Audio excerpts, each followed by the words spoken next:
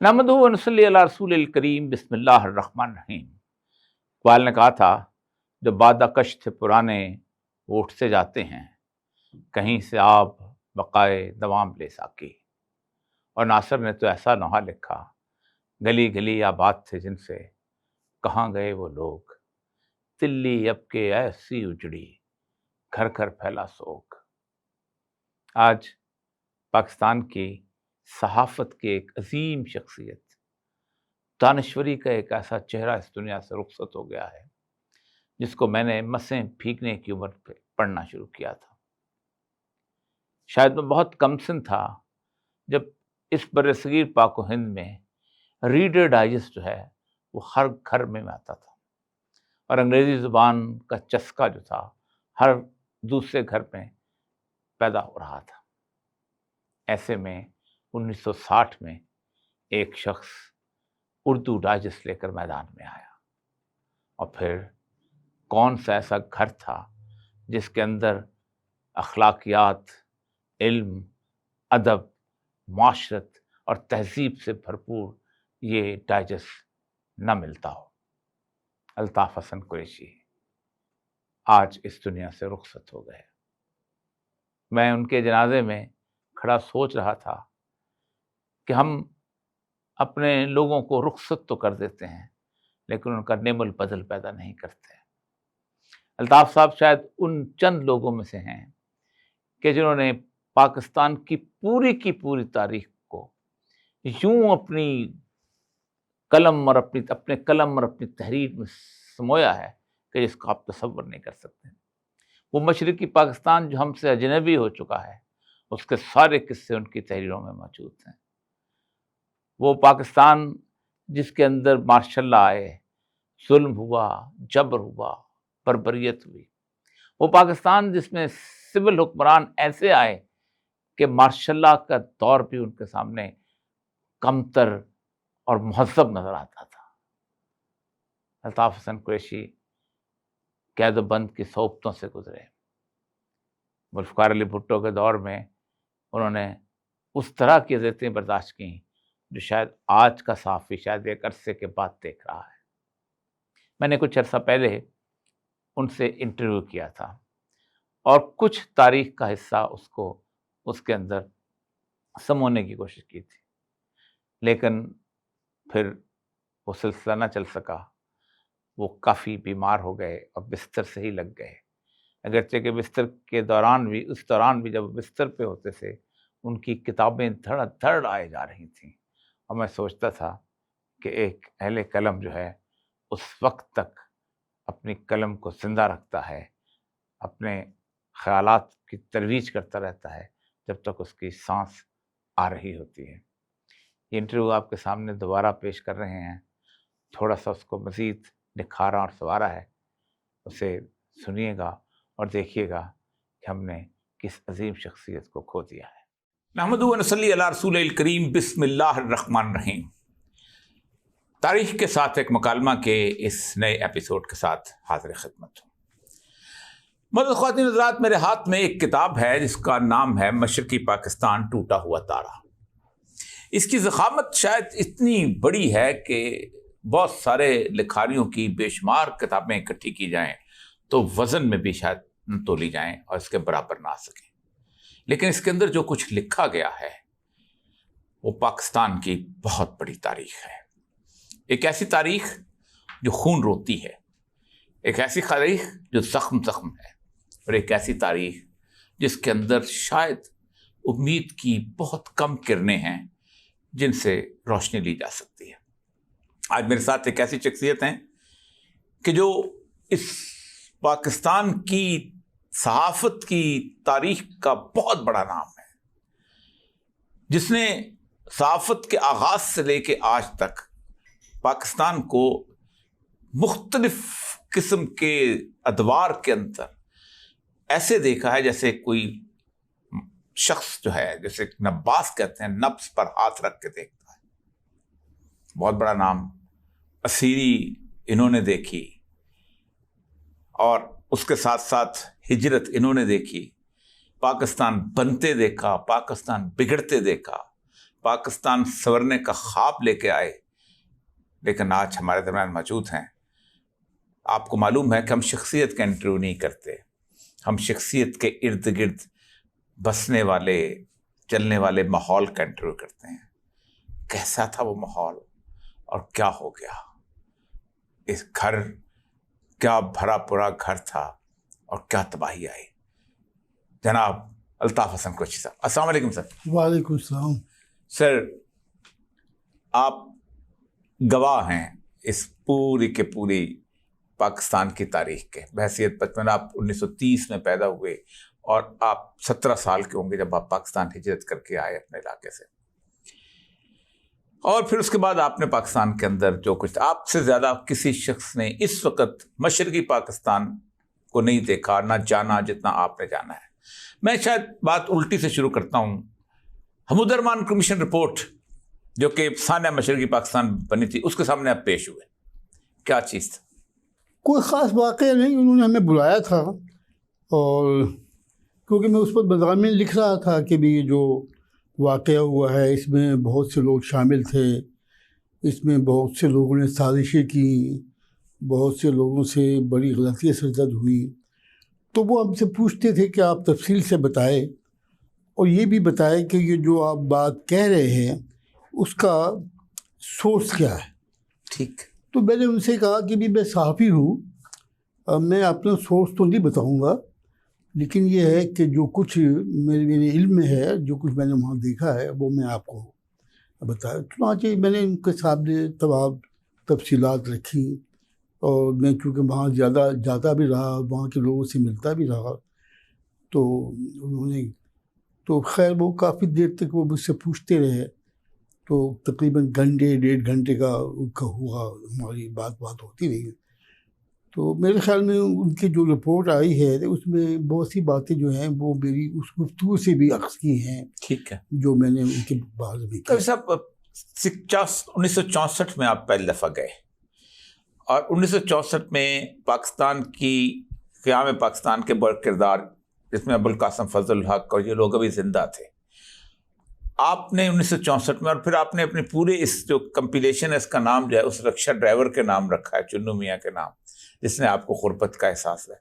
मशरकी पाकिस्तान इतना क्या हो गया 64 से लेके इस 70 तक, जो 6-7 सालों में कैसे ये कैफियत बनी?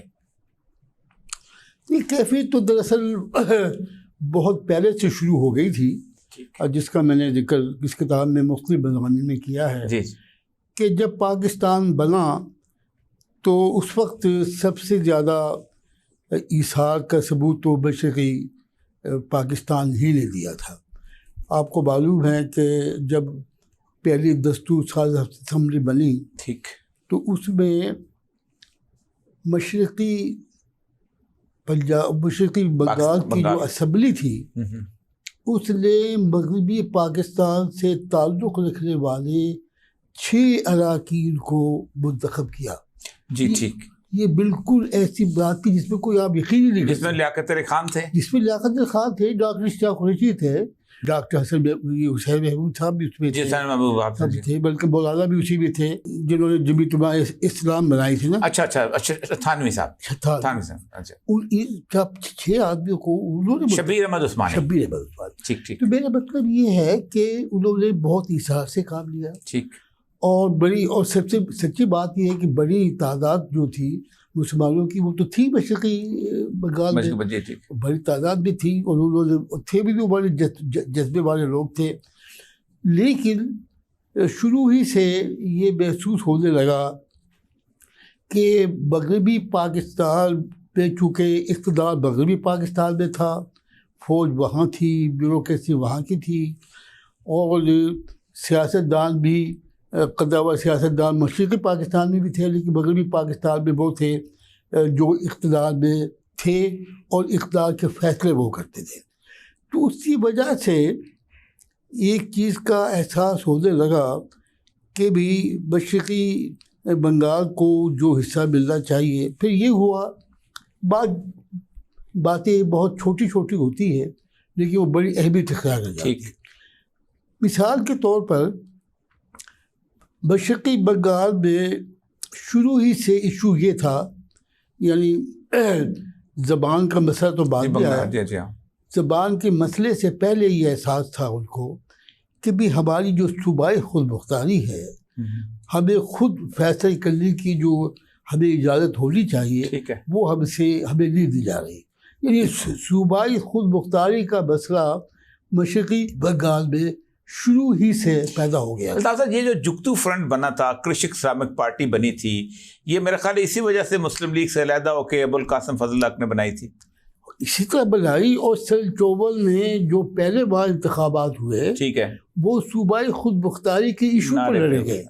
और उसका नतीजा ये निकला कि वो मुस्लिम लीग जो यानी इक़्तिदार में उससे पाकिस्तान बनाया था, फिर वो इक़्तिदार में भी 6-7 साल से थी, उन इंतखाबात में मुस्लिम लीग को शिकस्त 3 सूबे से सिर्फ 9 सीटें मिली। बिल्कुल ठीक। और वो पार्लिमानी ग्रुप भी नहीं बनता था। ठीक है। चुनांचे उस वक्त जो फजल कादिर चौधरी जो इंडिपेंडेंट वो कामयाब हुए थे, उन्होंने मुस्लिम लीग में शमूलियत इख्तियार की, तो फिर 10 का ग्रुप बना। उसकी वजह से वो पार्लिमानी ग्रुप बना, वरना पार्लिमानी पार्टी जो थी मुस्लिम लीग की, वो पार्लिमानी ग्रुप भी नहीं बन रहा था, इतनी शिकस्त को हुई थी। तो मतलब ये था, अबुल कासिम फजल हक को एक वाशिंगटन पोस्ट की खबर के बुनियाद पे उनकी गवर्नमेंट खत्म करके सिकंदर मिर्जा को जब गवर्नर राज लगाया गया, आपको याद होगा। जी जी। और उसने कहा कि मेरी गवर्नमेंट जो है ये अमेरिका ने गिराई है। जी हाँ। तो ये जो कैफियत थी, ये भी ज़रा बात है आपके सामने से इस वक्त। हाँ, सब बातें वो तो यही बातें थी ना। फिर उसके ये था कि भी कभी यहाँ वो जब सन 54 का असम्बली डिसॉल्व हुई पहली, और जब दूसरी असम्बली बनी, उस दूसरी असम्बली में जो थी ये सोहरवर्दी साहब आए वहाँ, सोहरवर्दी आए, और ये AK फजल हक साहब आए। और AK फजल की जो पार्टी थी उसने मुस्लिम लीग के साथ कोलिशन गवर्नमेंट बनाई, और उस कोलिशन गवर्नमेंट के वज़ीर आज़म चौधरी मोहम्मद अली मुंतखब हुए। ठीक।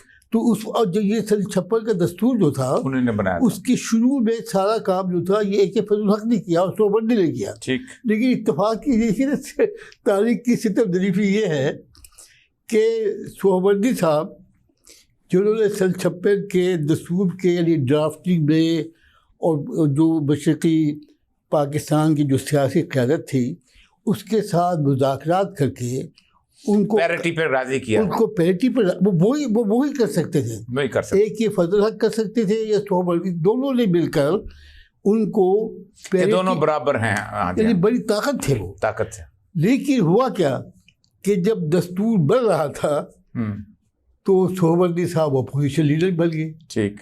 क्योंकि वो जो कोलिशन जो थी वो टूट गई थी। तो सोहरवर्दी साहब ने वो सेशन जिस सेशन में आइन मंजूर हुआ उसका बायकॉट किया, और वो उसमें शामिल नहीं हुए।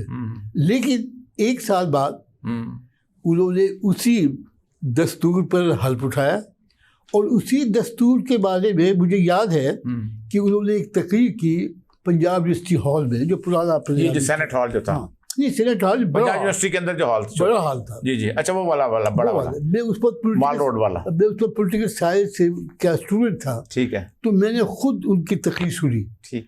सन 58 की सावन भी की उन्होंने। उन्होंने कहा कि ये जो दस्तूर है सन 56 का, जिसका उन्होंने बायकॉट किया था, कि इसमें हमारे जो सूबाई खुद मुख्तारी के 98% मुतालबात मान लिए गए हैं, और इसलिए हम समझते हैं कि ये बहुत बेहतरीन दस्तूर है। उन्होंने ये भी ऐलान किया कि ये जो वजूद है, उस वक्त वजूद के खिलाफ भी बड़ी तहरीक चल रही थी। उन्होंने कहा वजूद जो है ये पाकिस्तान के सियासी इस्तेहकाम की ज़मानत है, और हमें इसकी हिफाजत करनी चाहिए। ठीक है। हालांकि पहले मुखालफत करते रहे थे, वो करते रहे थे। मतलब ये कि ये सूरत हाल थी, और ये ऊंच नीच होती रही। लेकिन सच्ची बात यह है कि उस वक्त भी जब ये सबसे अच्छा दस्तूर का, जो मैं तालिब इल्म की हैसियत से समझता हूँ कि सबसे अच्छा दस्तूरी खाका जो था वो बोगला फार्मूला था। अच्छा, वो क्या था? सन 54 में जब उसको बुलाया गया था अमेरिका से, बोगरा से बुलाया गया, उसने जनाब उसने जब ख्वाजा लाज़िमुद्दीन की हुकूमत बरतरफ की गई, उसके बाद उनको गुलाम अहमद ने की थी। की। उसके बाद उन्होंने जो फार्मूला दिया वो इतना मुतवाज़न था, यानी उसमें तमाम जमहूरी तकाज़े, यानी उनको अक्सरियत भी दी गई थी मशरक़ी पाकिस्तान को, साथ में पैरिटी का एहतमाम किया था। दोनों वो जो थे वो 2 एवान पर बनाया था, एक एवान और 2 जो एवान में बनकर फिर वो पैरिटी होती थी, और उधर से जो एवान ज़ेरी था उसमें मशरक़ी पाकिस्तान को अक्सरियत था, और उसमें सूबाई मुख्तारी का भी बहुत बाखूब इंतज़ाम था। यानी वो इतना अच्छा दस्तूर जो मैंने पढ़ा है एक तालिब इल्म के हिस्से से, मुझे उससे अच्छा दस्तूर नहीं मिला अभी तक नहीं, यानी 73 से भी अच्छा। अच्छा, ये मुझे बताइएगा कि ये तो उदार बात है, आप वैसे तालिब इल्म इसको देखते रहे सारे, ये जो 58 का जो मार्शल लॉ लगा है उस वक्त एक बहुत बड़ी कैंपेन चल रही थी इलेक्शंस की, आपको याद होगा, जिसमें खान अब्दुल क़य्यूम खान लीड कर रहे थे। तो अचानक एक नफरत कैसे पैदा कर ली अयूब खान ने सियासतदानों के खिलाफ? देखिए, सियासतदानों के खिलाफ नफरत तो यानी ये तो बड़े तरीके से काम होता रहा कि गैर सियासी क़ुव्वतें सियासी क़ुव्वतों को दलील करने के लिए हमेशा इस तरह की गुफ्तगू करते रहे, और ये कोई आज ही पाकिस्तान बनने के बाद से ये काम शुरू हो गया था। ब्यूरोक्रेसी थी, ये सियासतदान, इनको क्या पता, इनको कोई तजर्बा ही नहीं है, ये तो ना पढ़ते हैं ना लिखते हैं, ये तो सारा सिवाय अकल परवरी को कुछ करते ही नहीं। ये प्रोपेगेंडा और ये मुहिम जो थी, ये प्रावडा जब आया है 49 में, हाँ उसी में जिसमें सियासतदानों के खिलाफ, ये पहले साल ही आ गया था। जी हाँ, वो तो पहले आ गया था। तो मेरे मतलब ये मुहिम तो शुरू ही हो गई थी, ठीक है, कि ये ना तजुर्बेकार लोग हैं, खुद गर्ज लोग हैं, मतलब परस्त लोग हैं, अकल परवर लोग हैं, और इनको कोई हुकूमत चलाने का न तजुर्बा है न अकल है। चुनांचे उसमें ब्यूरोक्रेसी भी, सिविल ब्यूरोक्रेसी भी, मिलिट्री ब्यूरोक्रेसी भी, ये सब लोग मिलकर एक फ़ज़ा पैदा करते रहे। अब आप देखिए ना कि जब 56 का दस्तूर बना, कितनी मुश्किलों से बना, फिर सियासतदानों से सन 54 का ज़ख्म खाने के बावजूद फिर मिल बैठे और एक रास्ता निकाल कर उन्होंने आइन मुत्तफ़क़ आइन बनाया। लेकिन ये जो हज़रत साहब जो सदर बने, हज़रत यानी आपके सिकंदर मिर्जा, मेजर जनरल सिकंदर मिर्जा जो थे, उन्होंने सियासतदानों को इतना दलील किया कि 2 साल के अरसे में 4 बुज़ुर्गाए आदम तब्दील किए। जी, फिरोज कानून था, आई चौधरीकर था, ठीक, यानी इतनी दलील किया उन लोगों को। सोहरावर्दी ने कहा कि देखो, जब सोहरावर्दी से कहा तुम इस्तीफा दे दो, उसने कहा मैं इस्तीफा देने की बजाय तुम असेंबली का इजलास बुलाओ, अगर उसमें मेरी अक्सरियत नहीं है तो मैं इस्तीफा दे दूंगा। उसने कहा अब नहीं बुलाए मैं सब इस्तीफा दे। वो जो नेहरू ने कहा था कि मैं उतनी शेरवानियां नहीं बदलता जितना पाकिस्तान वज़ीर आज़म बदलता है। हमारे साथ तो एक मुहिम जो थी, हमारे अखबारात भी जो है वो जहाँ कौम की खिदमत करते हैं वहाँ खिदमत कुछ कम नहीं करते, वो तो एक लंबी बहस है। लेकिन ये कि बल्फी जो है, ठीक है, बल्फी बात भी फिर छोटी छोटी बातों पर सियासतदानों की छोटी छोटी गलतियों को इस तरह बयान करते हैं कि जैसे इससे बड़ी गलती और कोई कर नहीं सकता, जबकि ये ब्यूरोक्रेट्स और ये जर्नल इतनी हिमाकत के लोग हैं, इनको इतनी बेखबर लोग हैं, इनको ना हुकूमत का ना इनको मालूम है कि दुनिया के साथ अवाम के साथ कैसे मामला करना है, कैसे मिलकर इकट्ठे होकर चलना, इनको कुछ पता नहीं है। लेकिन वो तो बल्ले बैठे हुए दादा, और उनकी फिर किताबें भी लिखी जाती है। तो मेरे मतलब ये कि ये तो बड़े अरसे से चलता आ रहा है। ये तो अयूब खान खैर आप चूँकि अमली उसमें साफत में आए 60s में, किस 62 में आए, 60 में नवंबर में आए। तो 60 में तो आपने फातिमा जना को बहुत उसमें कवर किया होगा, उसके इलेक्शंस को। जी, बात ये कि अच्छा मैं बताऊँ कि कैसी चीज़ें, एक चीज़ वाकई मैं बताना इसलिए चाहता हूँ जी कि जब अयूब खान का माशाल्लाह लगा 58 पे, तो मैं उस वक्त रहमानपुरे में रहता था। अच्छा, ये इशरा के साथ अच्छी के बाद बस्ती जो थी, तो वहाँ जब मैंने उसको सुना, मैं उस वक्त पॉलिटिकल साइंस का स्टूडेंट था, वो पढ़ रहा था, मैं 60, तो मुझे बड़ा सदमा हुआ कि एक फौजी हुकूमत आ गई है तो ये तो मुल्क के लिए बड़ी तबाही लाएगी। खैर, लेकिन वो उसका बड़ा लोगों में बड़ा जज्बा था, माशाल्लाह आ गया है, अब हमारे मसाइल हल हो जाएंगे। खैर मेरे ख्याल में जिस दिन माशाल्लाह लगा उससे अगले दिन अयूब खान ने तकरीर की चीफ माशाल्लाह एडमिशन की हैसियत से। तो वो तकरीर सुनने के लिए मोहल्ले के सारे लोग जो थे हम रेडियो होता था, हम एक जगह जमा हो गए, हमने तकरीर सुनी। खैर तकरीर में जो उन्होंने किया, पहले सियासतदानों के खिलाफ बहुत बातें की कि इनसे ज़्यादा कोई जलील और इससे ज़्यादा हरीस लोग कोई हो नहीं सकते। और तो रिकॉर्ड में है तो। हाँ, और फिर उनका अब ये करूँगा, अब ये सारी दुकानें जो है इनकी सफाई होगी, ये बच्चों का इंतजाम होगा, और यूँ हमारा बड़ी तकरीर जिस तरह होता है अब आपके सारे। खैर जब वो तकरीर ख़त्म हो गई तो जो लोग हमारे जो मोहल्ले के लोग तो बड़े खुश हुए कि भाई अब हमारी किस्मत बदल करने वाला आदमी आ गया। तो मैं तो चूँकि पोलिटिकल साइंस का स्टूडेंट था और मैं इन चीज़ों को समझ रहा था। मैंने कहा भाई सुनो, ये तुम क्या कह रहे हो, ये तो हमारी मुल्क का सियातरीन दिन का आगाज़ हो गया, इसका क्या कह रहे हैं आप। मैंने कहा भाई जिस मुल्क में फ़ौज माशाल्लाह लगाती है उसके बाद फिर सियासी इदारे, फिर जमहूरी कदरें वो फिर फ़रोग़ नहीं पाती, फिर वहाँ दुश्मनियाँ फ़रोग़ पाती है, फिर वहाँ ज़बरदस्त कानून बनते हैं जिसमें इंसानियत का कोई ख्याल नहीं रखा जाता। ये तो बहुत बुरा हुआ है हमारे साथ। और वो लोग हैरान कि तुम क्या बातें कर रहे हो। तो ये बात है 58 की। सही, वैसे भी आदत थी ना, वो एक पूरा दौर चल रहा था। हाँ, 100 साल का ना गुलामी का चला आ रहा था। ठीक। तो हमने चूँकि अबुल आला मौदूदी साहब के लिटरेचर हम पढ़ रहे थे। हाँ, वो 7 इशरे में होते थे, वो इशरे भी होते थे, हमारा उससे मिलना जुलना था। बल्कि जब मैं पाकिस्तान आया, पाकिस्तान आने के पहला काम जब मैं लाहौर पहुँचा गालिबन 27 दिसंबर को पहुँचा, 47। तो मैं सबसे पहले मौलाना से मिलने के लिए इचरा गया। अच्छा, वो इचरे में थे जब वहाँ थे? हाँ, इचरे में थे। अच्छा, उसी में जेलदार पार्क में उसी से आ गए थे, वो तो आ गए थे ना जी, वो पहले। हाँ, 1930 ठीक है, वो तो 41 में, 47 में आ गए थे, वो भी 47 में अगस्त में आए, पठानकोट से।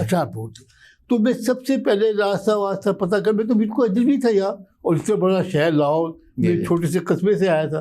खैर पूछता पाछता 2-3 घंटे के बाद मैं चुमनजी क्वार्टर से इचरा जो है 3 घंटे में पहुंचा। अच्छा। 1.5 मील का रास्ता है। कुछ कहते भी इधर चले जाओ, को कहते इधर चले। ठीक है। खैर जब मैं वहाँ पहुंचा तो वो काफ़ी देर हो गई थी कि रात के 10 बज गए थे। तो मैंने उनसे कहा कि मैं मौलाना से मिलना चाहता हूँ। उन्होंने कहा भी मौलाना तो अब आराम करने के लिए चले गए हैं, आप ऐसा करें कि आप कल आए।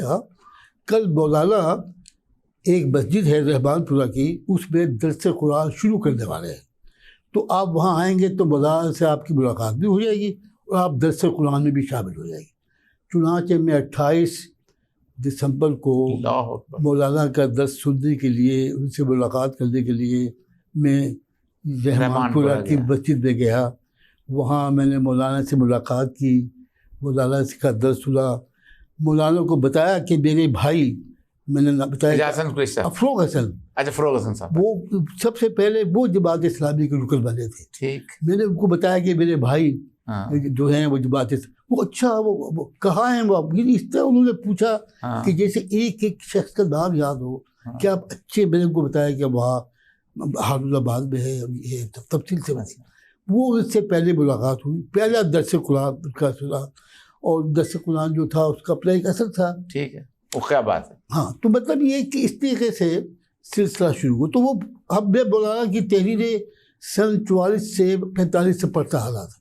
मैं और डॉक्टर इसरार जो थे, ये मेरे भतीजे है ना, मेरे रिश्ते में ना। अच्छा, डॉक्टर साहब थे। अच्छे। हाँ, वो मेरे, अब आपका इलाका तो एक हिसार का इलाका, हिसार का था इलाका था। मेरे फूफी साहब भाई के बेटे थे वो। अच्छा, माशाल्लाह। तो उनके जो मेरे जो भाई थे वो लीडर थे डिप्टी कमिश्नर के। ठीक।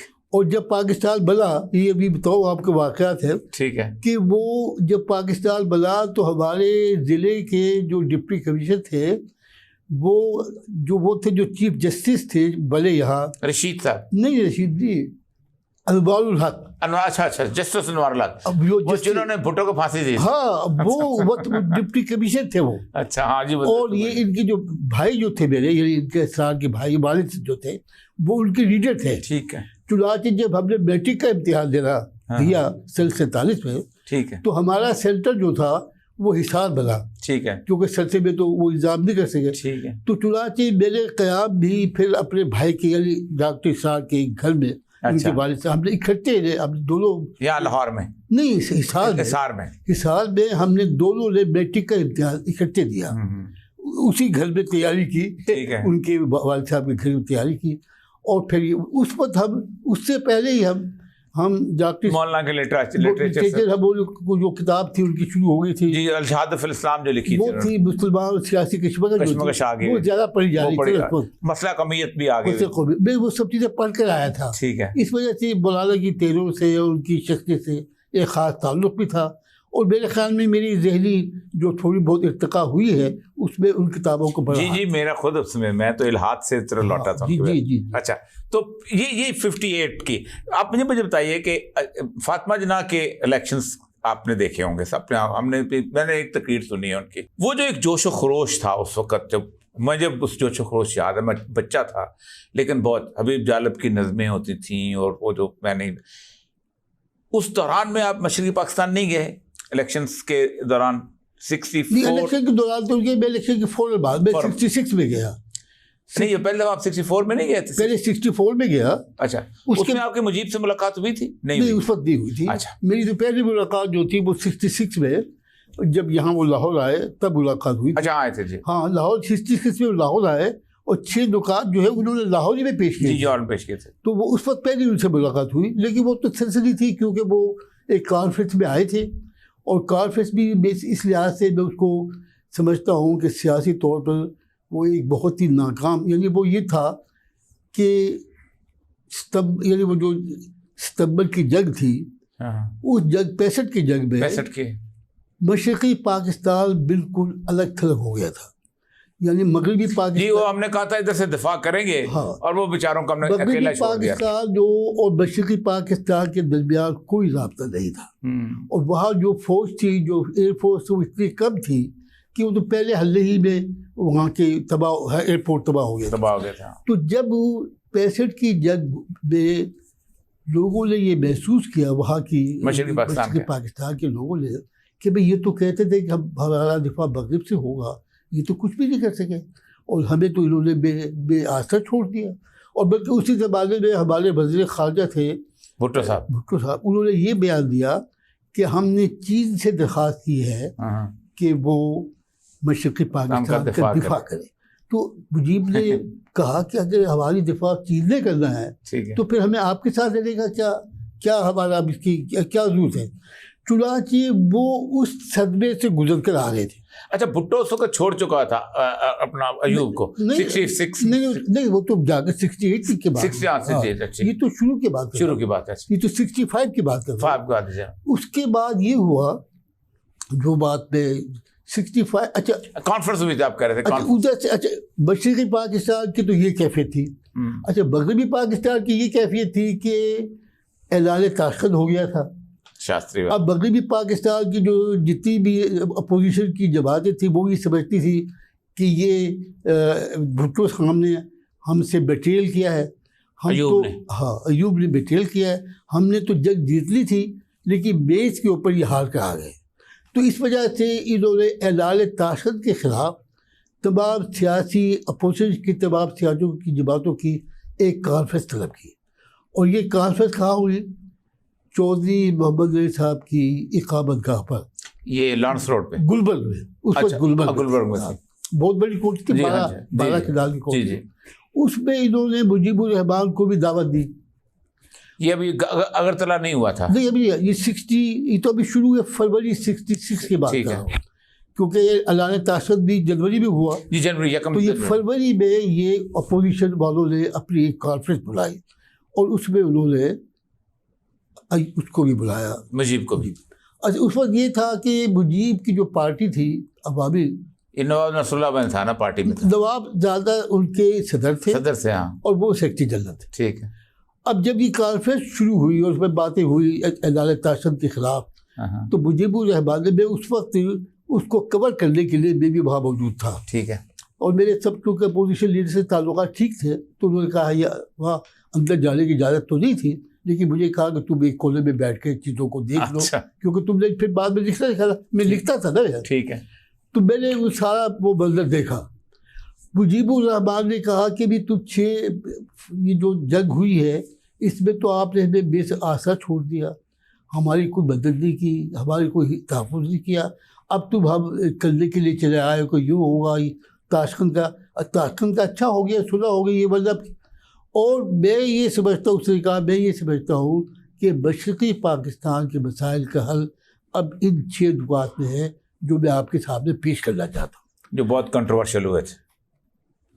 तअज्जुब की बात यह है कि अभी उसने 2-3 बातें अभी पढ़ी थी, शुरू किया था कि बेशतर सियासी लीडरों ने कहा कि हम आपकी बात नहीं सुनते।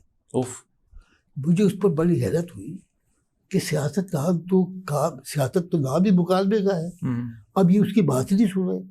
और चुनाचे अच्छा फिर उस पर नवाबजादा नसरुल्लाह खान साहब ने फरमाया कि भी इस जमात का सदर तो मैं हूँ, तुम्हें इस जमात की तरफ से 6 नुकात पेश करने का क्या इख्तियार, यानी वो कानूनी बहसों में उलझ गए। ठीक है।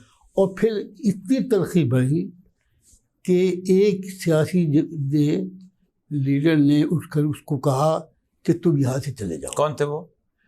अब मैं नाम ले वो चौधरी मोहम्मद अली साहब थे। अच्छा, जो जिनके जो मेज़बान थे उसका, जी उसी घर मेज़बान थे, उन्होंने कहा कि भाई अब तुम चले जाओ।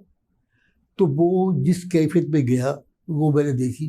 तो ये फरवरी 66 का बदनसीब दिन था। अल्लाह। हमारी सियासी जमातों ने, बात तो ये ठीक है कि वो असल में जब मैंने उसका मुताला, अच्छा ताज्जुब की बात ये है कि उस 6 नुकात का किसी ने मुताला नहीं किया। हाँ, नहीं किया किसी, यानी पूरे मगरबी पाकिस्तान में सिवाय मेरे किसी ने 6 नुकात का तज्जिया भी नहीं अभी किया। जो 18वीं अमेंडमेंट हुई है ये सारा 6 नुकात पूरे का पूरा किया, बल्कि उससे ज्यादा है, उससे ज्यादा है। अब देखिए, तो मैंने कहा यानी देखिए बेखबरी और बेपरवाही का ये आलम था।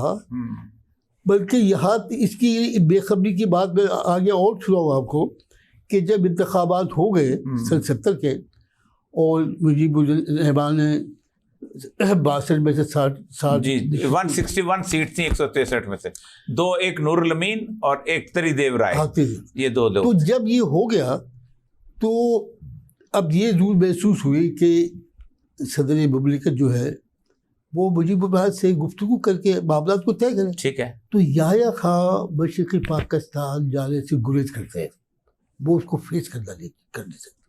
चुनाचे मुझे उन्होंने बताया, उस पर एडमिरल आसन जो थे वो गवर्नर थे वहाँ पर उन्होंने कहा कि हमने उनसे बड़ी दरख्वास्तें की कि भी आपका आना बहुत ज़रूरी है। हमारी दरख्वास्तों पर वो आ गए ढाका। आने के बाद मार्च की बात, हाँ मार्च से, हाँ अप्रैल की बात होगी, 25 मार्च को तो नहीं उससे पहले की बात, हाँ मार्च की बात, मार्च के बाद 25 को शुरू हो गया। हाँ तो उसके बाद फिर ये हुआ कि खैर जब वो हो गया, अब याह्या खां को मुजीबुर रहमान से गुफ्तगू करने के लिए जाना था, उस वक्त की बात कर रहा हूँ। तो उन्होंने एडमिरल आसन से कहा कि यार तो ऐसा तुम ये बताओ कि ये 6 नुकात क्या है जिसका तुम इतना चर्चा बढ़ा है। तो खैर पहले तो मुझे बड़ी हैरत हुई, फिर मैंने उसको बताया ज़बानी की भी 6 नुकात ये इसमें ये। आपसे पूछा? नहीं, एडमिरल आसन से पूछा जो गवर्नर थे, जो कि तुम मैं जा रहा हूँ मिलने के लिए, तुम बताओ ये 6 नुकात क्या है। अच्छा, ये याह्या साहब के सदर, ये सदर थे, उन्होंने हमारी किस्मत के फैसला करना था और ये 6 नुकात से कहते उन्होंने बताया, एडमिरल आसन लेके मैंने बताया, लेकिन उनके सारी बातें वो तो एक पूरा फलसफा था ना, वो तो उसे डेवलप किया था ना। जी जी। अब इनकी समझ में कुछ रहा है, तो ये एक बेसमझ और 6 नुकात को बिल्कुल से पढ़ा ही नहीं था, उस पर बात करने के लिए वो मुझे के पास चले गए। नतीजा तो जाहिर था, वही होना था। तो मतलब ये कि ये और साथ भुट्टो साहब ये हमारे हुक्मरानों का ये आदत, मुझे पता नहीं तो आया भुट्टो साहब ने भी पढ़े थे लेकिन भुट्टो ने पढ़े होंगे, भुट्टो ने तो जानबूझ के पढ़ते तो थे। मुझे अच्छी तरह याद है कि यहाँ शेख मुजीब आप याद आए थे तो शोरश कश्मीरी साहब के उसमें आया था 70 का इलेक्शन से पहले, जब वो कैंपेन में आया था, वो आए थे, वही तो था ना 60। हाँ नहीं 70 जब जलसे उसने गोल बाग में जलसा किया था। हाँ, जिसमें मैं उसमें था। जी जी जी। जिसमें उसने कहा था कि अगर मुझे तकरीर करने की इजाजत नहीं दोगे तो तुम्हें फिर मशरक़ी पाकिस्तान नहीं जाने दूंगा, पासपोर्ट लेकर आना पड़ेगा। पासपोर्ट लेके आइए, उसने कहा। मैं था उस जलसे में मौजूद थी, बिल्कुल। अच्छा, ये मुझे बताइए कि भुट्टो आपने एक इंटरव्यू लिया था जिसके भुट्टो की वजारत चली गई थी। वो जब भुट्टो आप तो बड़ा हीरो बनता है ना कि मैं ताशकंद में ये कर दिया था, वो कर दिया था। 1 जनवरी को हुआ। आपने इंटरव्यू कब लिया था भुट्टो का? 1 जनवरी 66 को ताशकंद खत्म हुआ, 2 जनवरी को ना। आज ये वापस आ गए थे मॉस्को से, ताशकंद से। तो भुट्टो का इंटरव्यू आपने किस महीने में लिया? मेरे ख्याल में मैंने जून में लिया होगा। हाँ, मैंने जून में लिया, क्योंकि जुलाई में तो फिर 7 जुलाई को तो निकल आया था। हाँ, मई में लिया। अच्छा। और जून की शुमारे में शाया हुआ। अच्छा, जून की शुमारे में। अच्छा, हुआ ये कि भुट्टो साहब असल में उसमें एक शरारत जो थी वो उसमें मौजूद थी। मुझे आज इसका एतराफ़ करना चाहिए, जिसका कभी एतराफ़ किया जाता। वजह ये थी कि क्योंकि बुनियादी तौर पर हमें अय्यूब खान की जो पॉलिसी थी उससे बहुत इख्तिलाफ था। ठीक। और हम ये समझते हैं कि वाकई वो एक ऐसा डिक्टेटर है जो पाकिस्तान के लिए बहुत दुश्मन, बहुत खौफनाक पैदा कर। बिल्कुल ठीक है। तो मेरे दिल के अंदर बदतरीज ये ख्वाहिश पैदा हुई कि उसकी जगह हमें भुट्टो को उसका जो इमेज है उसको तराशना चाहिए। ये तकरीर तो बड़ी थी ना, 1000 साल तक लड़ेंगे, हाँ, ये करेंगे, था ना। था। लेकिन चुनाव जब उस वाक़या हो चुका था 65 का, उसके बाद ही लिया। हाँ जी। अच्छा, तो इसलिए मैंने ये कोशिश की कि उसका इमेज को बिल्ड किया जाए। चुनाव जब मैंने वो इंटरव्यू में सवाल भी ऐसे किए। अच्छा, उसमें हुआ क्या कि वो इंटरव्यू शुरू हुआ, घर पर शुरू हुआ उनका। तो कोई चूँकि मेरा यही लाहौर में नहीं इस्लामाबाद में, रावलपिंडी में, रावलपिंडी में चलिए। तो उस वक्त मैंने इनसे कहा कि भी इंटरव्यू का, तो खैर मुझे वहाँ 2-3 दिन इंतजार करना पड़ा। तो खैर एक दिन उनके प्राइवेट सेक्रेटरी का फोन आया कि भी आप घर पर आ जाए 10 बजे। खैर मैं चला गया अपने घर। तो हमारा तो इंटरव्यू जो था वो 2-2.5 घंटे का होता था, क्योंकि तफसील वो तो लंबा चढ़ा कोई अखबार का तो होता नहीं था। ठीक है। खैर अभी 15-20 मिनट हुए थे कि फ़ोन आ गया कि भी सदर साहब जो है आपको याद कर रहे। खैर ये चले गए। ये तो कहा ठीक है, आप बैठे। खैर मैंने 2-1 घंटे इंतजार किया। तो उसने बताया, प्राइवेट सेक्रेटरी है, कि भाई बात ये है, वो तो उनका प्रोग्राम शाम को लाहौर जाने का बन गया है। सदर साहब ने उनकी जब को काम लगाया है, तो अब वो यहाँ आपसे मुलाकात नहीं हो सकती। अब आप सीट बुक करवा दें ताकि सफ़र के दौरान जो है वो आपका इंटरव्यू बुक। इसमें वो ट्रेन की जो है वो हवाई जहाज़ के चुनाव खैर वो हो गया। तो वहाँ उनके साथ कुछ जो था 50 मिनट का उसमें इंटरव्यू हुआ। तो उसमें मैंने एक जान पूछ कर एक सवाल किया, और मैं समझता था कि इसी पर वो प्ले भी कर रहे थे कि भी ये हिंदुस्तान जो है इसकी जो बालादस्ती है वो काल करना चाहता है। तो आप उसके बारे में क्या आपके तस्वीर दें। तो उसमें वो भड़क उठे। हम चाहते भी थे कि तैश में आए। उन्होंने कहा ये क्या हिंदुस्तान क्या है, हम उसको क्या समझते हैं, और हम उसकी बालादस्ती कभी कबूल नहीं करेंगे। और ये जो हिंदुस्तान बड़ा बदमाश मुल्क है, इसने हमेशा जितने भी मजहब हिंदुस्तान में आए सबको अपने अंदर जज्ब कर लिया है। ये इस्लाम को भी जज्ब करना चाहता था, लेकिन हमें ये कभी नहीं होने देंगे। इसके लिए कि अगर हमें मैदान जंग में भी उतरना पड़े हम उतर जाएंगे। अच्छा। अब हम भी यही चाहते थे कि वो ये बात करे ताकि अय्यूब खान ने जो शहर तब कर। चुनांचे फिर ये हुआ कि वो ये जिस हमारे उस वक्त इंटरव्यू जो थे वो अल्लाह के फजल से हमारे इतने मकबूल थे कि हमें अखबारात, हमारे जो रोज़नामे थे वो कहते थे कि जिस दिन आपका रिसाला छपे और जिस दिन उसको मार्केट में आना हो तो उससे एक दिन पहले हमें आप दे दिया ताकि हेडलाइन लगाएं, ताकि हम भी उसमें से कुछ ले लिया करें। क्योंकि आपके उसकी पाकिस्तान टाइम में हेडलाइन लगी थी मुझे। उसमें तो क्या लग जी 8 काल भी हेडलाइन भाई पाकिस्तान टाइम्स में फ्रंट पेज पर 8 काल। क्या हम इंडिया को क्या समझते हैं। अच्छा, वो हुआ ये कि वो यकम जून को वो पाकिस्तान टाइम्स में हेडलाइन लगी।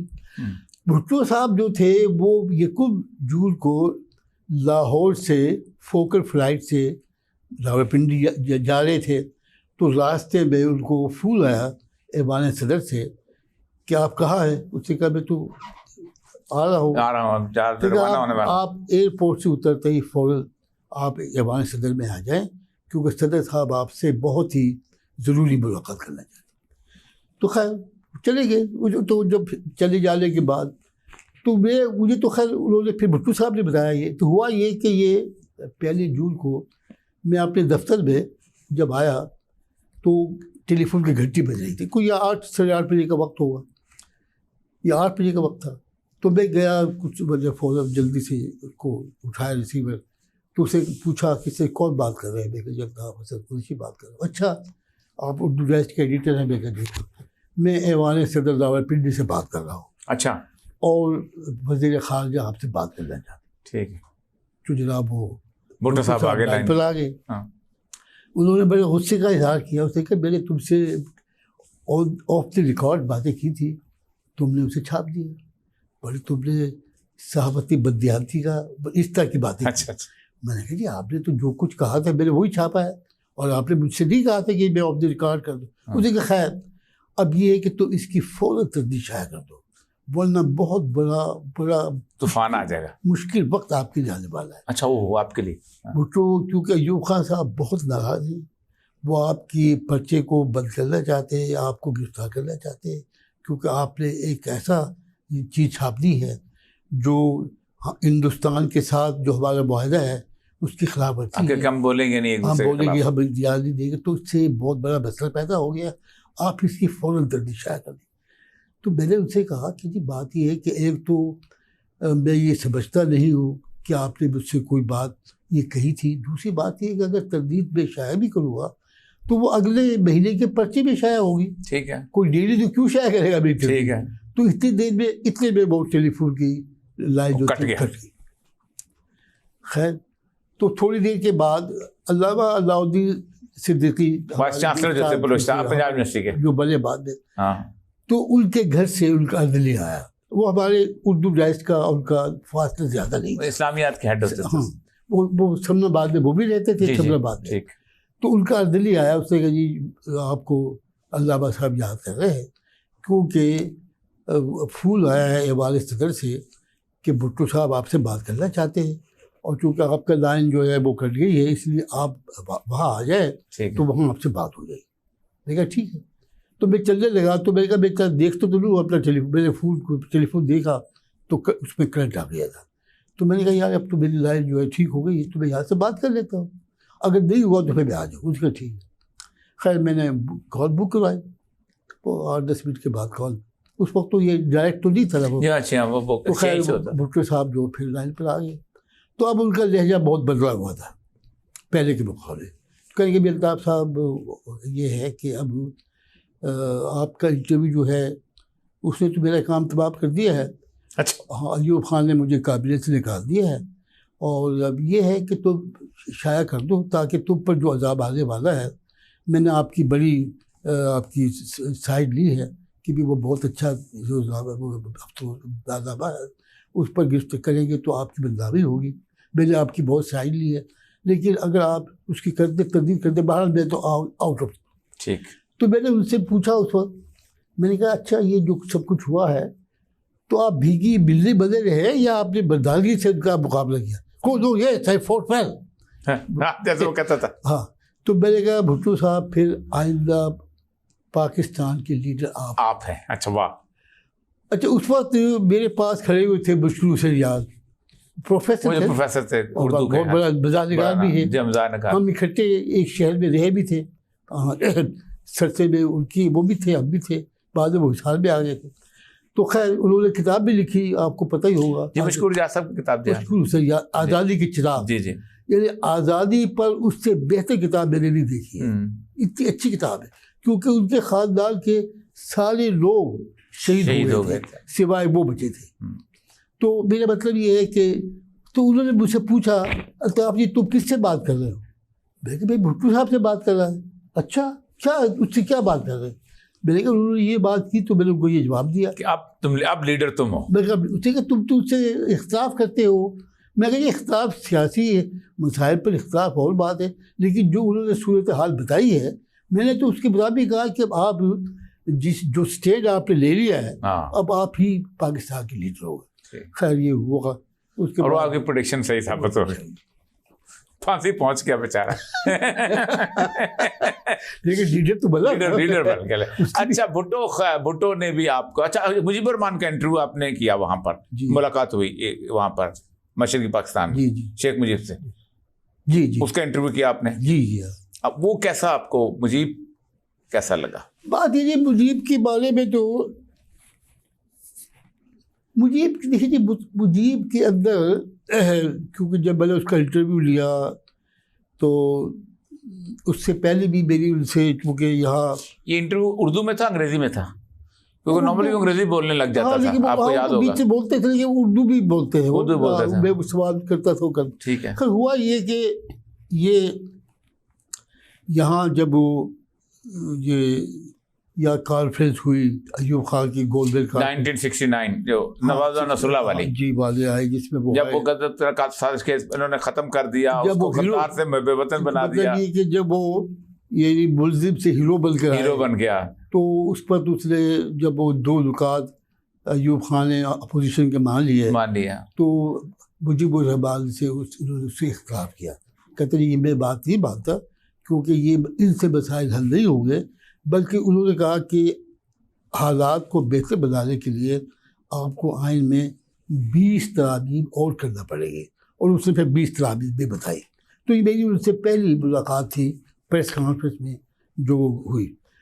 उसके बाद फिर ये हुआ कि मैं उनको पढ़ता रहा, उनको देखता रहा, फिर उनके 6 नुकात आ गए, 6 नुकात पे फिर मैंने उनका तज्जिया पे 5 कालमों में तज्जिया शाया किया।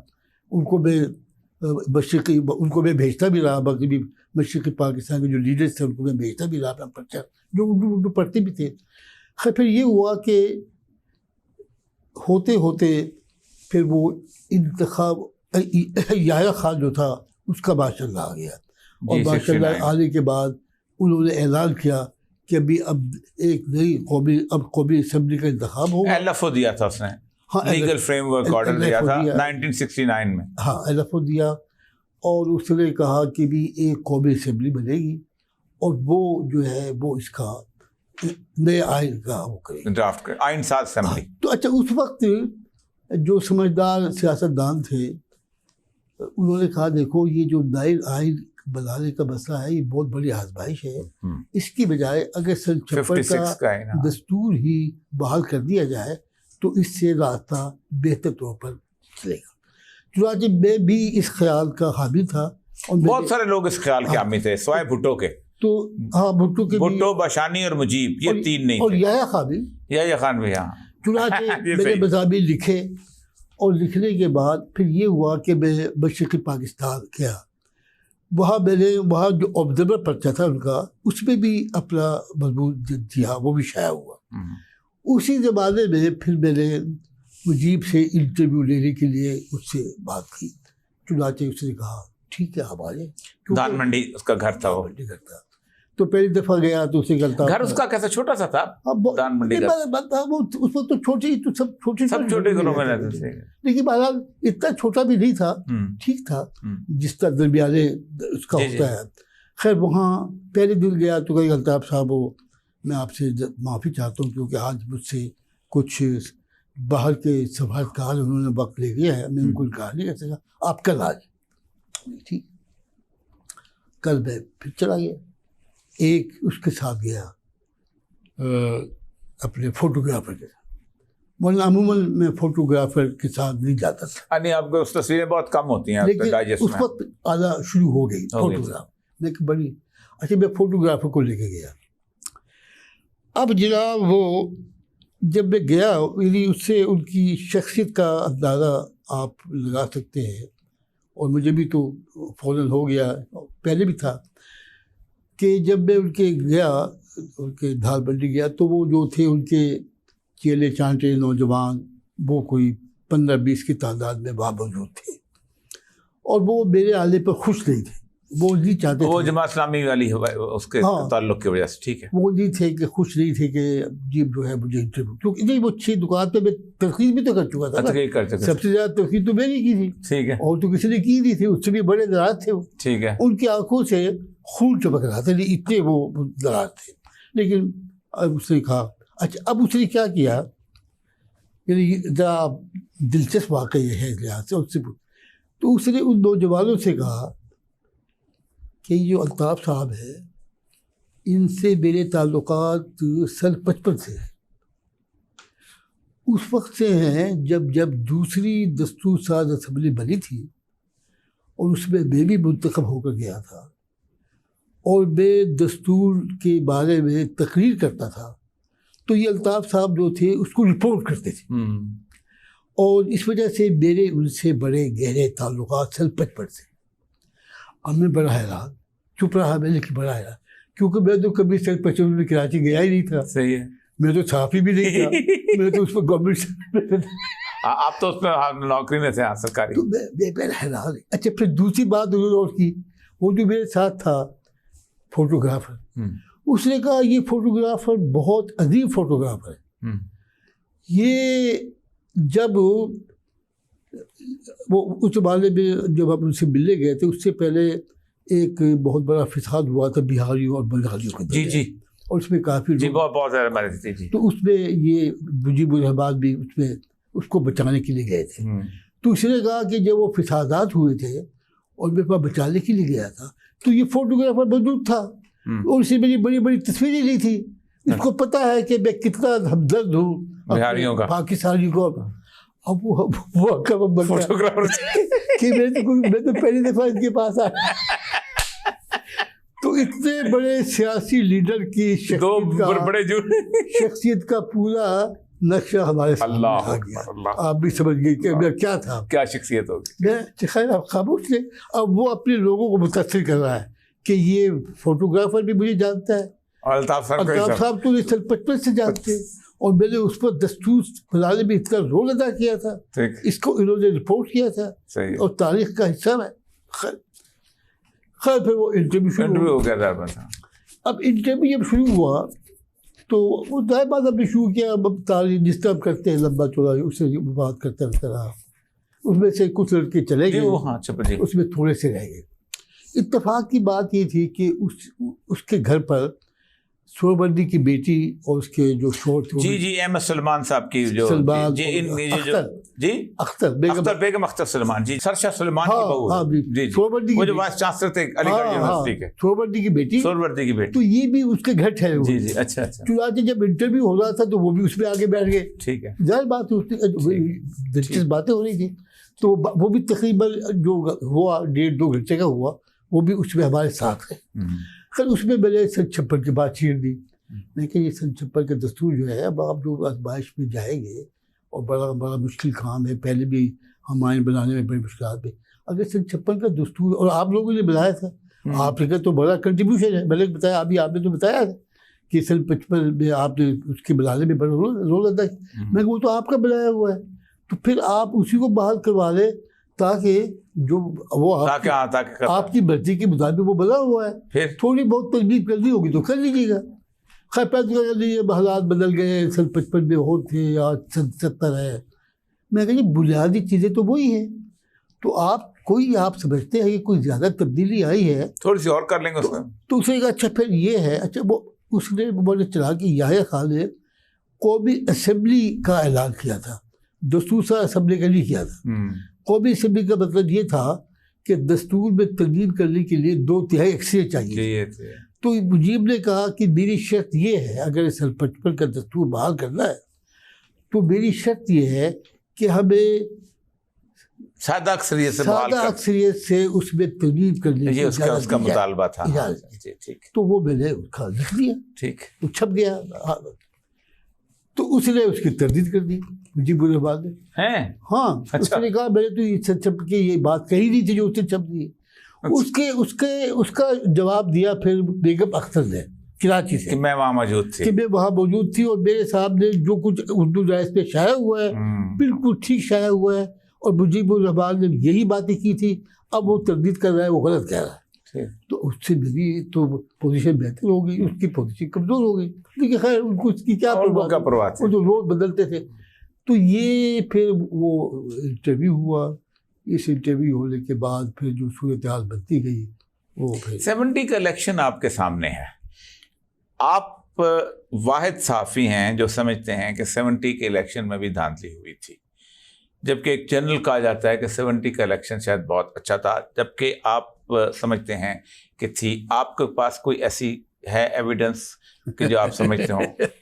यही तो देखिए ना हमारे, क्योंकि आपने तो अपने उसमें ना जमात इस्लामी को जितवा दिया था आपको। नहीं वो देखिए बात ये है कि वो तो आपके डूड जजेस में आपने जो ज्यादा पेश किया था, ना भुट्टो था उसमें तो ना उसमें शेख मुजीब था। ठीक है, वो तो जिंदगी के में छपा, अब वो आपका सबसे बड़ा इल्जाम है आपकी जिंदगी का। ठीक है, वो तो एक साफी की वजह से 2000 पता असेसमेंट गलत हो सकते हैं, मेरी भी गलत हो सकती है, ठीक बात। लेकिन हाँ जी, बात ये है कि मैंने तो मैं सिर्फ थोड़ा सा अर्ज करता हूँ कि उस वक्त कुछ लोग थे जो बहुत ज़्यादा डिसहार्ट हुए थे, जिनमें से आपके दोस्त शोरश कश्मीरी थे। उन्होंने इतने बड़े नोहे लिखे थे उसके ऊपर। फिर मौलाना मौदूदी के बारे में भी कहा था कि बड़ी उनको अंदाजा था कि बड़ा ये गलत हो गया, ऐसा नहीं होना चाहिए था। जी, बात ये है जी कि मैं जिस बुनियाद पर बात कहता रहा हूँ उस पर एक तो वो शहादतें हैं जो मशरक़ी पाकिस्तान से वहाँ तो है, मिली है, वहाँ तो हुआ है।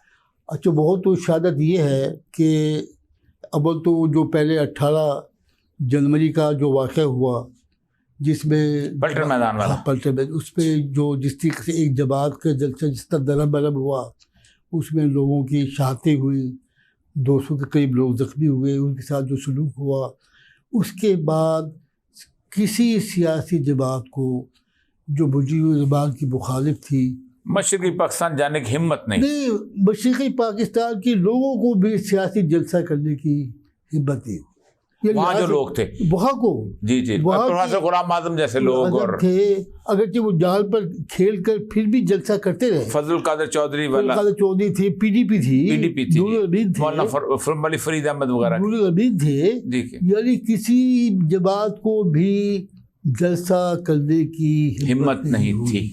दूसरी बात यह है कि जो ढाका यूनिवर्सिटी के वाइस चांसलर, उन्होंने किताब भी लिखी है, किताब लिखी शिकस्त आरज़ू, उसमें ये बयान किया उन्होंने कि जिस सुबह को इंतखाब होने वाले थे उसकी शाम को ढाका में जो मुखालिफ जमातों ने कैंप लगाए हुए थे वो सब उखाड़ दिए गए थे मेरी आंखों के सामने। उन्होंने उसकी और कहते यही इतलात मुझे, ये मैंने पढ़ी किताब में उनके है।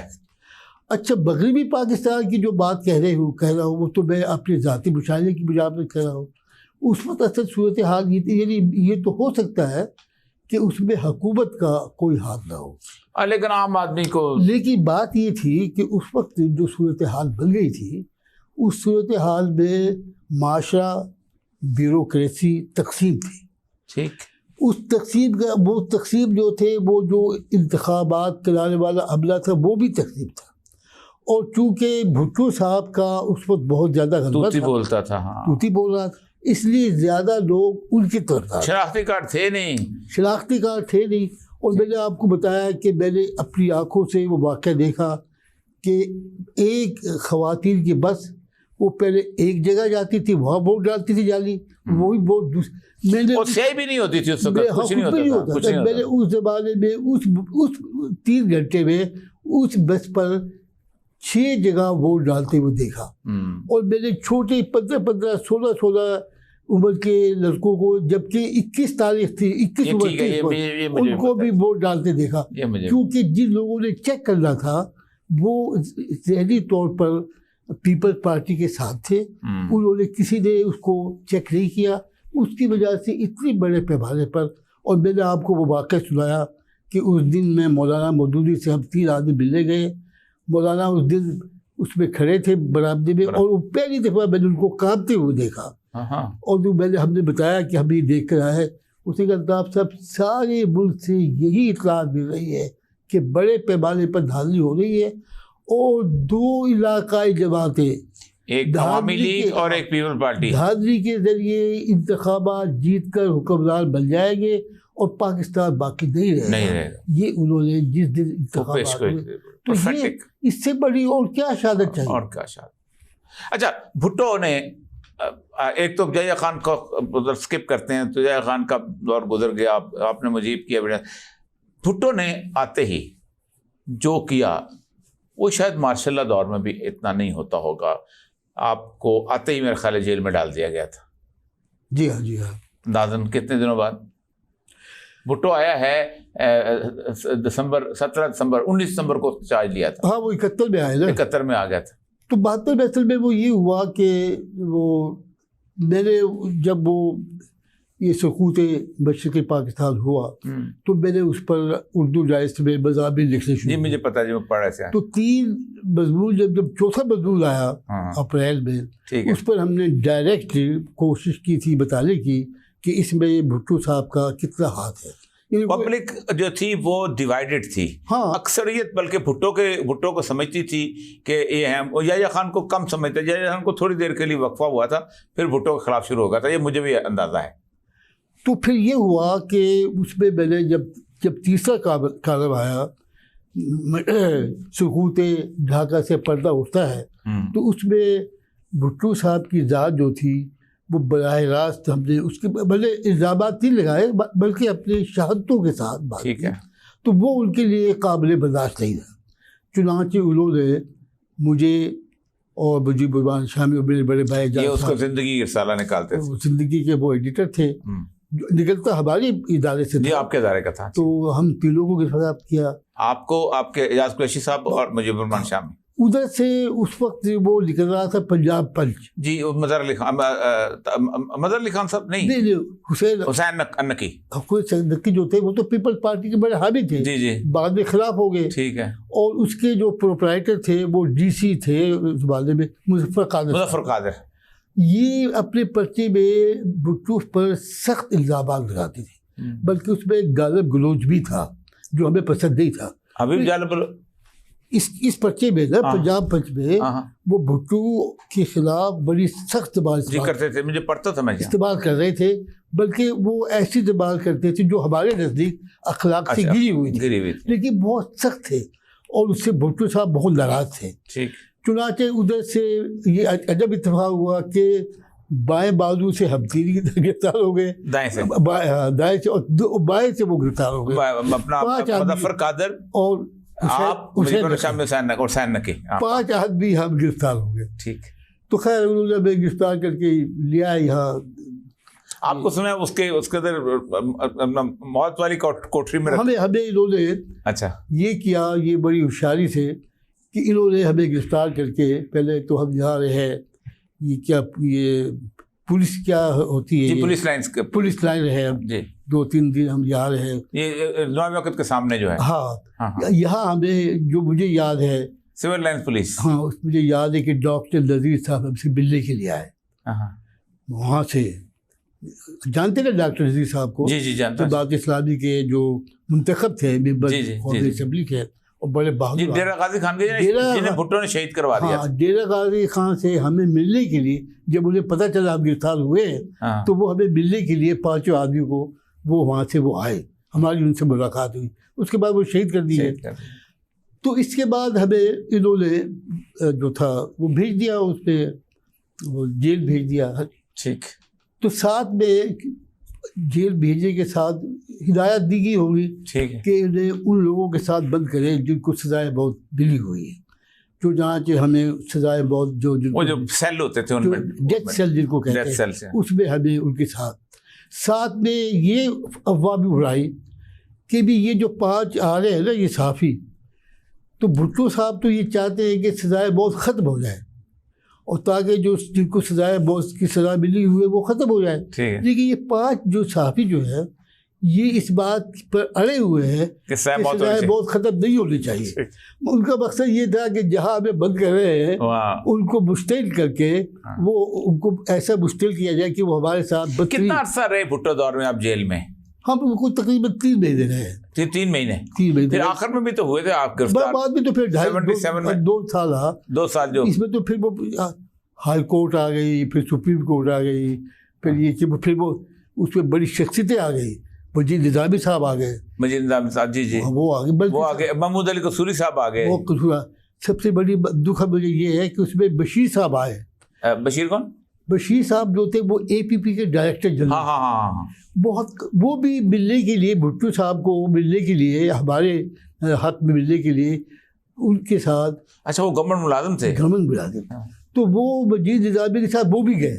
ठीक है। तो भुट्टो साहब ने कहा खैर वजीर निज़ामी साहब का तो हालत ठीक है, ये बशीर साहब क्यों आए, तो गवर्नमेंट सर्वेंट है। ठीक है। चुनांचे उनको वहाँ से जो था फाली कर दिया गया। ठीक। हमारी वजह, हमें बड़ा दुख हुआ हाँ। कि हमारी वजह से उनकी मुलाजमत ख़त्म हुई। फिर बाद में उनको बेचारों को मिली भी नहीं, बड़ी तकलीफ भी गुजरे। तो हाँ। ऐसा भी हुआ। तो ये इस तरह से। लेकिन हुआ ये कि अब आप रिहा हुए जुलाई में, जी, जब भुट्टो साहब की गवर्नमेंट गई। जी जी, उसी वक्त रिहा हुए थे ना सारे के सारे? इसकी गवर्नमेंट, भुट्टो की गवर्नमेंट 77 में जब गई तो उसके बाद रिहा हुए ना आप? नहीं, उससे पहले हो गए। पहले हो गए थे? पहले हो गया। अच्छा अच्छा। लेकिन कुछ लोग शामी साहब वगैरह में, तो उस वक्त, उसके बाद साहब तो उस वक्त गिरफ्तार नहीं हुए थे। अच्छा अच्छा, शामी साहब तो पहली गिरफ्तारी भी हुए। पहले गिरफ्तार हुए। उसके बाद फिर मेरी 2 गिरफ्तारियां और हुई। अच्छा। उसमें एक दफा सिर्फ बेगिरफ्तार हुआ और दूसरी दफा भाईजान गिरफ्तार। तो ज़िया-उल-हक ने भी आते ही आपको गिरफ्तार कर लिया? भी गिरफ्तार किया। सुभान अल्लाह। वो कैसे? वो क्यों? वो भी एक बड़ी दिलचस्पी की कहानी है। वो खैर वो हुआ ये कि पहले मैंने AK बुरही साहब जो थे वो ज़िया-उल-हक साहब के बड़े मद्दाह थे। आपने उनका नाम इंतखाब किया है इस किताब का? हाँ जी हाँ। अच्छा। बुरही साहब वो थे कि जिन्होंने मुझे कहा था कि तुम मशरक़ी पाकिस्तान जाओ। उस वक्त हमारे पास वसाइल बहुत कम थे। तो मैंने उनसे कहा जी हमारे तो इतने वसाइल नहीं, हमारे तो माहनामा था। ठीक है। तो माहनामे से इतनी आमदनी हमें नहीं होती थी। तो उन्होंने कहा जी उसके खर्चात मैं बर्दाश्त करूँगा, आप जाए। तो इस वजह से मैंने उनका शुक्रिया। अच्छा हाँ, बुरही साहब की बात करते हैं। बुरही साहब के क्योंकि बुरही साहब जनरल ज़िया-उल-हक साहब और बुरही साहब जो थे उनके साथ अच्छे ताल्लुकात, बहुत ताल्लुकात। मेरे ख्याल में जब उन्होंने कू किया, ज़िया-उल-हक साहब ने जब फौजी बगावत की, तो मेरे ख्याल में उसके पीछे जो मशवरा था उसमें कि बुरही भी शामिल थे। अच्छा, ये बहुत इम्पोर्टेंट बात है। चुनांचे हुआ ये कि जब वो ये हो गया तो बुरही साहब से हमारे बहुत ताल्लुकात थे, क्योंकि हमने इनका इंटरव्यू 2 इंटरव्यू भी लिए थे। और वैसे भी हम ये मौलाना मौदूदी के बहुत मद्दाह थे, बहुत मद्दाह थे। जी हाँ। तो इस लिहाज से हमारी उनसे बहुत ही मिलना जुलना बहुत था। तो फिर ये हुआ कि जब ये वाक़या हो गया तो हम बात कर रहे थे कि ज़िया-उल-हक की गिरफ्तारी। तो ये हुआ तो भुट्टो साहब ने कहा मुझसे कि तुम ज़िया-उल-हक का इंटरव्यू क्यों नहीं लेते? इतना बड़ा आदमी है, इतना बड़ा उसने काला अंजाम दिया, एक जालिम से हमारी जान छुड़ाई है, जाबिर से, तुम इसका इंटरव्यू लो। तो मैंने कहा अच्छा। खैर उन्होंने फिर इंटरव्यू का एहतमाम किया और तारीख, और ये रमज़ान का महीना था, तो कल शायद 5 सितंबर थी तारीख की, कुछ ऐसे याद पड़ता है। तो हम यानी नमाज पढ़कर अफ्तारी पढ़कर बैठे इंटरव्यू के लिए, और 5 घंटे हुए, सहरी हो गई अभी। और उस दौरान में जाहिर बात है भुट्टो ये ज़िया-उल-हक साहब बोलते तो बहुत थे ना, बोलते भी थे उस वक्त, शुरू का था। हम भी उनको नहीं, वो आखिर वक्त तक उनके बोलते बहुत थे। तो चुनांचे 5 घंटे आप अंदाज़ा कीजिए किसी सरबराह मुमलिकत, और फिर वो सारा, तो हम उससे चीज़ें पूछते रहे, खुलेते रहे, ताकि ज़्यादा से ज़्यादा चीज़ों का हमें हो। इस दौरान 5 घंटे में पहले तो हम समझते थे कि शायद, लेकिन वो हमारे लिए चाय भी लाते रहे। हाँ, वो खुद करते, सर्व करते। लेकिन लगता ये था कि शायद चाय भी खुद ही बना कर लाते थे, क्योंकि से रमज़ान था, घर वाले भी सो गए होंगे। ठीक है। तो शहरी में उनको उठना था। नहीं, बटमैन होते हैं उनके, ऐसी बात नहीं है, बटमैन वगैरह होते हैं वो, ज़िया-उल-हक सब लेकिन वो करते थे ये काम, दरवाजे पे छोड़ के आना। हाँ, तो था ही। चाय मिला, बिस्कुट पेश करना, ये उनका खास तरीका था। 5 घंटे में वो 2-3 दफे चाय भी लेकर आए। अच्छा। खैर वो बातें बहुत सी उनके साथ, वो बड़ी बेतकल्लुफ़ी से बात करते रहे। हमने भी चूँकि कोई नोट वोट लेता नहीं था, मैंने तो शुरू से ये रखा था नोट, तो वो बात खुली बातें करते। चुनांचे उसके बाद ये हुआ कि वो शाया हो गया, अक्टूबर में शाया, सितंबर में शाया हो गया। अक्टूबर में मैंने इदारिया लिखा, और उसका अनुमान ये था गालिबन, जो मुझे याद पड़ता है, कि शेर अपना शिकार किसी और को नहीं देता। देगा। तो उसमें कहने का मकसद ये था कि भाई शिकार दूसरी किया है, हाँ, अब ये तवक्को रखना कि वो वापस दे देगा, दे दो ये पीएनए को दे दे। ये एक तो ये बात बड़ी अच्छा, वो तो समझ गए थे। अच्छा, दूसरी बात मैंने इसमें ये लिखी कि ये जो ज़िया-उल-हक साहब जो बातें कर रहे हैं उस पर वो अमल नहीं कर सकेंगे, क्योंकि 90 दिन का इलेक्शन और ये वो जो है, क्योंकि जो लोग भुट्टो के ज़माने में इक़्तिदार के मालिक थे, इनके ज़माने में वो और भी ज़्यादा इक़्तिदार के मालिक बन गए। सही है। उसमें मैंने उनका जिक्र किया 2 आदमियों का, एक आगा खां का, आगा वो वज़ीर खारजा थे ना वो, जी आगा शाही का लिया, और एक अपने इनका गुलाम इसाक़ का। जी कि भाई ये 2 आदमी जहाँ वो पहले वो थे, अब आपके हाथ तो आगे वो जी गवर्नर स्टेट बैंक बन गए, तो फिर सेक्रेटरी फाइनेंस हो गया, फिर फाइनेंस भी हो गए, फिर सेनेटर बन गए, फिर तो खैर बहुत आंखों का तारा थे ना। तो मैंने कहा जिन लोगों की वजह से भुट्टो साहब ने मुल्क के ऊपर इतना जुल्म किया, वही लोग तो अब आपके यहाँ और भी करीब हो गए हैं, तो हम कैसे तवक्को रखें कि आप अपने वादे पूरे करेंगे। तीसरी बात मैंने ये की जो मुझे तो उसको पता नहीं था, लेकिन मैंने कहा बात ये है कि सूरत हाल अब ये है कि पहले यहाँ सियासतदान हुक्मरान रहे, फिर यहाँ सिविल ब्यूरोक्रेसी रही, फिर यहाँ फौजी हुक्मरान आते रहे। अब एक ही रास्ता बाकी है कि समझदार जो लोग हैं उनकी क़यादत में नौजवान आगे आएँ और वो हालात को संभालें। ठीक है। तो मामला जो है उसमें बेहतर जाते। ठीक है। अब मुझे तो पता नहीं था कि उस वक्त इनकी और वो जो थे इनके लेफ्टिनेंट जनरल, उनके दरमियान बहुत मुजीब नहीं वो चिश्ती के दरमियान बड़ी कशमकश थी। फैज़ अली चिश्ती, वो नौजवानों की वो कर रहे थे उसको। ठीक है। तो इन्होंने ये समझा कि ये हमें लड़ाने के लिए इसने किया है, चुनांचे उसकी इन 3 बातों पर उन्होंने हमें गिरफ्तार किया। अच्छा। और मेरी 22 मुझे याद है, शायद 20 अक्टूबर थी, वो रात के 2 बजे मेरी गिरफ्तारी हुई। तो फिर इससे वो दराज रहे। उसके बाद फिर एक बरोई साहब ने भी फिर बाद में सब आपसे बातें करते करते तो घंटों गुजर सकते हैं। मैं आपका बड़ा शुक्रगुजार हूँ कि आपने, नहीं आपकी मोहब्बत अल्ताफ साहब, आप ये टूटा हुआ तारा है, आप अल्लाह ताला आप तारा हैं, आप एक रोशन चिराग हैं। अल्लाह ताला आपको सलामत दे रखे और 92 साल आपकी उम्र है, अल्लाह ताला आपको 192 साल तक अल्लाह ताला आप जिंदा रखे। आप बहुत बड़ी रोशनी, हमने आपसे चलना लिखना सीखा है। नाज़रीन, बहुत बड़ी शख्सियत हमारे दरमियान थी और हैं। अल्लाह ताला इनकी इस रोशनी को फैलाए और इनके तजर्बे से इस मुल्क को सीखने की तौफीक अता फरमाए। ये जिसे कहते हैं नाबग़ा रोज़गार लोग हैं, ये वो लोग हैं कि जिनको अल्लाह तबारक तआला ने बसीरत और बसारत दोनों चीज़ें अता की हैं। इजाज़त दीजिए इस उम्मीद के साथ कि हम इस डायलॉग ऑफ हिस्ट्री जिसको हमने शुरू किया है उसको हम आगे एक ऐसा ज़रिया बनाएं जिससे हम अपने मुस्तक़बिल को संवार सकें।